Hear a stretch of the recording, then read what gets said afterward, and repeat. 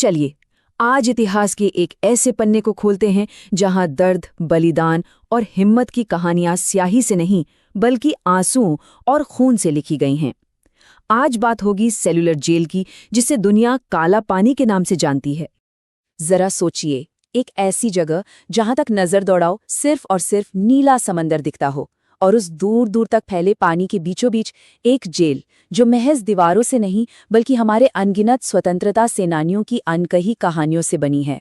ये है cellular jail, Andaman और निकोबार की राजधानी पोर्ट ब्लेयर में। पर यह सिर्फ एक जेल नहीं थी, नहीं, ये तो ब्रिटिश हुकूमत की उस क्रूर सोच का जीता जागता सबूत थी जिसे खास तौर पर हमारे क्रांतिकारियों के हौसले को तोड़ने के लिए बनाया गया था। तो सवाल ये उठता है कि आखिर ऐसी जेल बनाने की जरूरत पड़ी ही क्यों? इसका जवाब एक डर में छिपा है, अंग्रेजों के डर में। साल था 1857। भारत की आज़ादी की पहली बड़ी लड़ाई। इस एक विद्रोह ने ब्रिटिश साम्राज्य की जड़ें हिला के रख दी थी। अंग्रेजों को ये बात अच्छी तरह समझ आ गई थी कि अगर आज़ादी की ये चिंगारी नहीं बुझाई गई तो ये एक दिन उनके पूरे साम्राज्य को जलाकर राख कर देगी। और बस इसी डर से जन्म हुआ एक ऐसी जेल के ख्याल का जो विद्रोह की हिम्मत करने वालों के लिए एक जेती जागती कब्रगाह बन सके। और फिर साल 1896 में इस जुल्म के प्रतीक का काम शुरू हुआ। पूरे 10 साल लगे इसे बनाने में। एक ऐसी जगह जो सिर्फ पत्थर और लोहे से नहीं बल्कि हजारों भारतीय क्रांतिकारियों के सपनों को कुचलने के इरादे से बनी थी। 1906 में जाकर ये जेल पूरी हुई, जो आने वाले कई सालों तक अनगिनत जुल्मों की गवाह बनने वाली। इस जेल में भेजे जाने की सजा को एक नाम मिला, एक ऐसा नाम जो आज भी लोगों के दिलों में एक सिहरन पैदा कर देता है, काला पानी। काला पानी का मतलब था एक ऐसी जगह पर भेज दिया जाना जहां से वापसी का कोई रास्ता ही न हो। ये हमारे स्वतंत्रता सेनानियों के लिए एक कभी न खत्म होने वाली सजा थी। लेकिन ये सिर्फ जिस्म को दी जाने वाली सजा नहीं थी, ये तो एक तरह का 3 तरफा हमला था। पहला, अपने परिवार और अपनी मिट्टी से हमेशा के लिए दूर हो जाना। दूसरा, समाज से पूरी तरह निकाल दिया जाना। और तीसरा, उस वक्त की ये मान्यता कि समंदर पार करने से इंसान का धर्म भ्रष्ट हो जाता है। ये कैदियों को अंदर से उनकी आत्मा को तोड़ने की एक सोची समझी साजिश थी। और जो बात इस जेल को और भी ज्यादा खौफनाक बनाती है वो है इसका डिजाइन। इसे इस तरह से बनाया गया था कि कोई भी कैदी दूसरे कैदी को देख तो क्या उससे बात तक ना कर सके। हर किसी के लिए एक अलग तन्हा कोठरी। मकसद बस एक था, इंसान को बिल्कुल अकेला करके उसकी हिम्मत को तोड़ देना। तो कैसी थी इस जेल के अंदर की जिंदगी?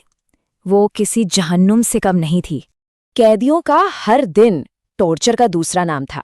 सुबह सूरज निकलने से पहले ही अंधेरे में उन्हें घसीट कर उठाया जाता था और फिर शुरू होता था कभी न खत्म होने वाला काम। कोल्हू में बैल की जगह जुतकर तेल निकालना, पत्थर तोड़ना, नारियल के छिलकों से रस्सी बनाना, तब तक जब तक कि हाथ खून से लथपथ न हो जाएं। दिन और रात का कोई फर्क नहीं था, बस काम, काम और सिर्फ काम। और जरा सी भी गलती पर सजा वो भी उतनी ही भयानक थी। कोड़ों से मारना, कई कई दिनों तक भूखा रखना और भारी भारी जंजीरों में जकड़ देना।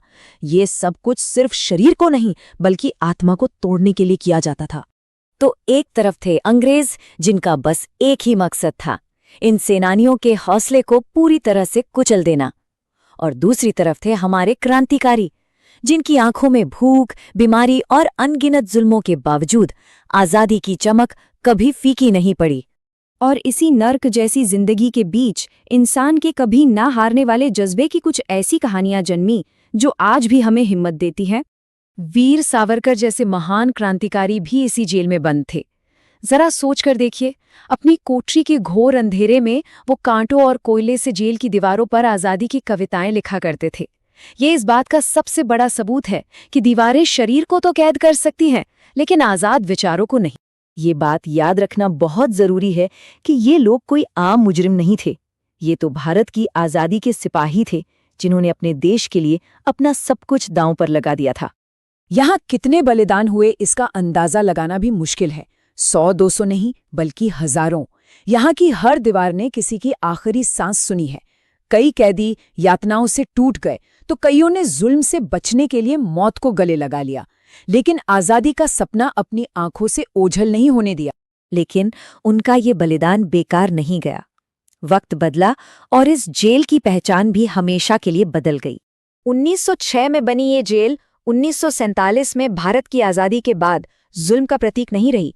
आज ये एक राष्ट्रीय स्मारक है, एक तीर्थस्थल है। आज सेल्यूलर जेल की हर एक ईंट और हर एक पत्थर उन अनगिनत बलिदानों की कहानी सुनाता है। ये हमें हर पल याद दिलाता है कि हम जिस आज़ादी में सांस ले रहे हैं उसकी कितनी भारी कीमत चुकाई गई है। कभी सोचिएगा, अगर ये दीवारें बोल सकतीं तो वो हमें क्या बताती? शायद वो हमें उन चीखों के बारे में बताती, उन प्रार्थनाओं के बारे में बताती और आज़ादी के उन सपनों के बारे में बताती जिन्हें उन्होंने अपने अंदर हमेशा के लिए समेट लिया है। शायद वो दीवारें हमसे बस एक ही बात कहती, आज़ादी कभी मुफ्त में नहीं मिलती। इस एक वाक्य में उन हजारों सेनानियों का पूरा संघर्ष, उनकी पीड़ा और उनका बलिदान छिपा है, जिसे हमें कभी नहीं भूलना चाहिए।